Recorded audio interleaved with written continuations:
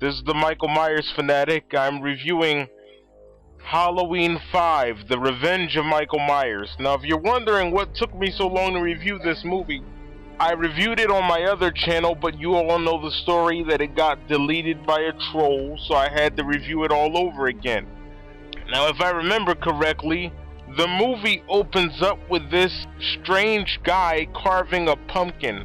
Why is he carving the pumpkin? Nobody really knows. We are led to believe that it's actually Michael that's doing the carving, but we never actually see who it is. We just see the results of what this person has done, and of course it's a jack-o'-lantern. The Shape has returned to the sleepy town of Haddonfield, Illinois to murder his niece. That's the plot of this movie. It was released on October 13th, 1989. The movie opens up with the Shape swimming downstream, and this current is about to carry him into oblivion. But you know the Shape, he can't let that happen, so what does he do? He grabs a net and he pulls his way up towards dry land. And I want to point out that this takes place directly after Halloween 4, The Return of Michael Myers. The Shape makes his way up to dry land and he's taken care of by a mountain man. I guess that's what they would call him. The mountain man takes care of the Shape for 1 whole year. So from 1988 to 1989, he probably gives him food and water. And I had to mention that the Shape tried to strangle the mountain man, but he falls into a coma because apparently he is exhausted from his ordeal that he's went through just minutes earlier. He wakes up 1 year later in 1989, he kills the mountain man, and he makes his way back to Haddonfield. As you just heard me say, we now have new characters. Some people return from Halloween 4. We have Dr. Loomis, played by Donald Pleasence, Jamie Lloyd, played by Danielle Harris, and of course, Rachel Carruthers, she is played by Ellie Cornell. We have Sheriff Meeker, played by Bo Starr. Now we have new characters. Tina Williams, she's played by Wendy Kaplan. Samantha Thomas is played by Tamara Glenn. Jeffrey Landman plays Billy Hill. Matthew Walker plays Spitz. Betty Carvalho plays Nurse Patsy.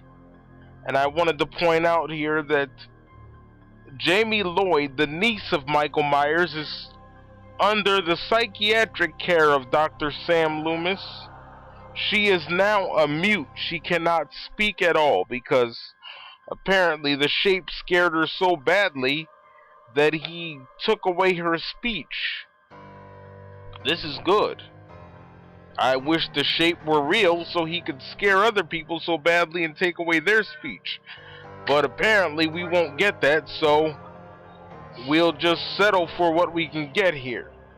Anyway, we are at Haddonfield Memorial Clinic, and Jamie Lloyd is under the care of Dr. Loomis, as I stated. She's now having nightmares about her evil uncle.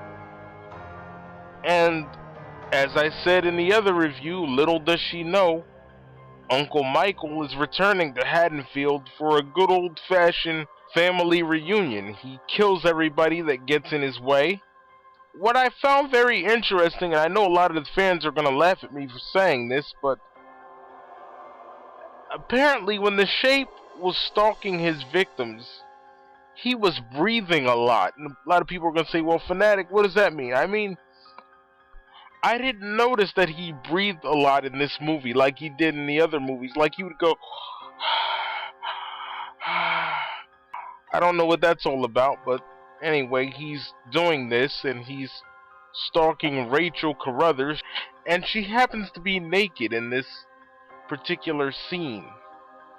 I'm wondering why she's naked. Does she want the Shape to see her? I mean, Why would you be naked and having your windows open where people can look at you? I don't get that. Of course, the Shape, being as smart as he is, makes his way inside the Carruthers house, and he stalks Rachel, and he looks at her. He knows she's naked. You gotta remember that even though he's a demon, he's also a man, so you can probably imagine that he's got some feelings toward this, and he's looking at this woman. He plays with her for a while. By playing with her, I don't mean he'd touch her. I mean he would play these little games where he would hide in one place and then hide in another. But eventually, he stops playing with her. He finds a picture of his niece, and he breaks it with his bare hands. I guess he hates her just that much, but anyway. After breaking the picture of his niece, he proceeds to stab Rachel in the neck with a pair of scissors. I also want to point out that Jamie Lloyd, Michael's niece, has a telepathic bond with her evil uncle. She can now see what he sees. She can hear what he hears. And apparently she knows when and who he's going to kill next. Man, we could use her in real life, can't we?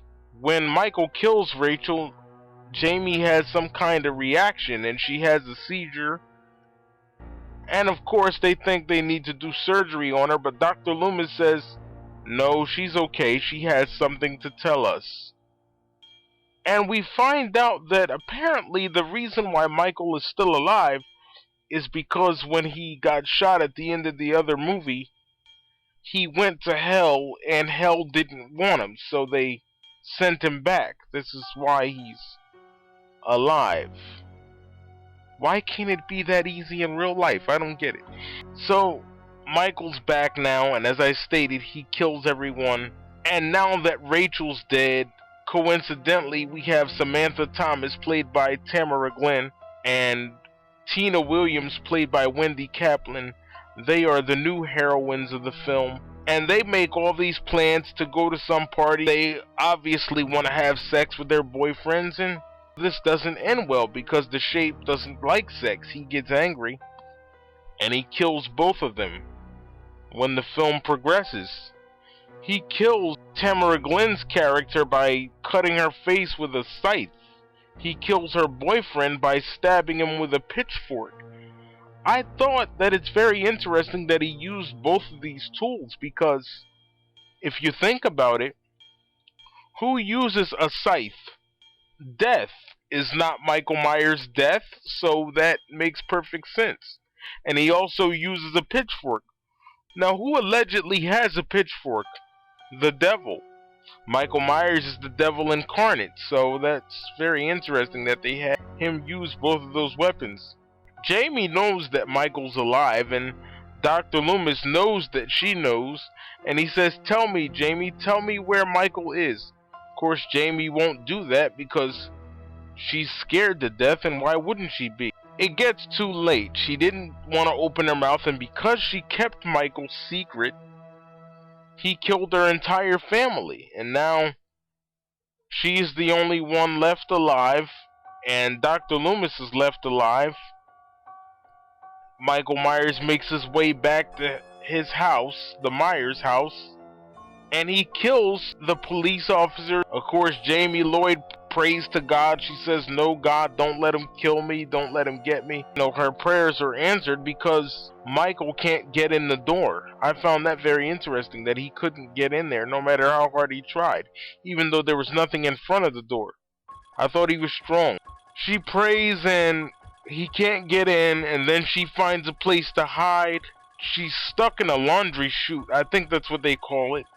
She gets out of there after he stabs her in the leg, and when she goes up to the attic of the Myers house, she finds Rachel dead, and this of course drives her crazy. She's crying, and then she climbs in the coffin because Michael has prepared a coffin for his niece.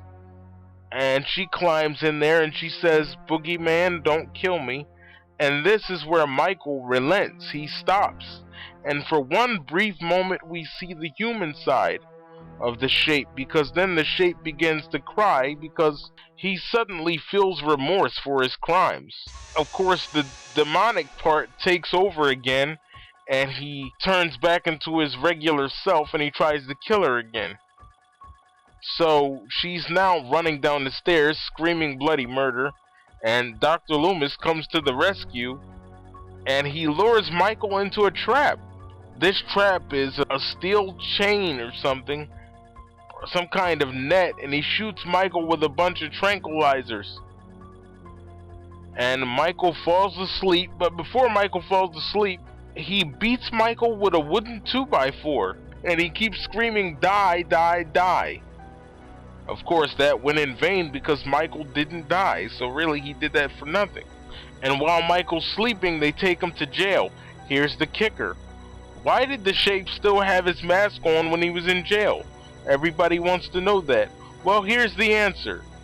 The reason they didn't take the mask off of the shape is because they were afraid that if they touched him, he would wake up and kill him. There's your answer. So they left it on. Michael's in jail, but he's rescued by this mysterious figure that they call the Man in Black. No, it's not Will Smith, but it is some guy that he works with called Dr. Terrence Wynn. He can be seen in Halloween, The Curse of Michael Myers. I've already reviewed that movie. And Sheriff Meeker, played by Bo Starr, gets killed in this movie because the Man in Black shoots him in the head. This is just one happy movie, isn't it? It's a nice family film, isn't it? The cops are dead, Dr. Loomis has a stroke, and Michael escapes to come back in the year 1995 and start all over again. That's the end of the movie. Halloween 5, The Revenge of Michael Myers. Some people want to say that Michael actually raped his niece. They could have just used DNA to make the baby, but we won't get into that. Ladies and gentlemen, Donald Pleasence stars in Halloween 5, The Revenge of Michael Myers, from October of 1989. And as always, this is yours truly, the Michael Myers fanatic. And as always, I approve this message.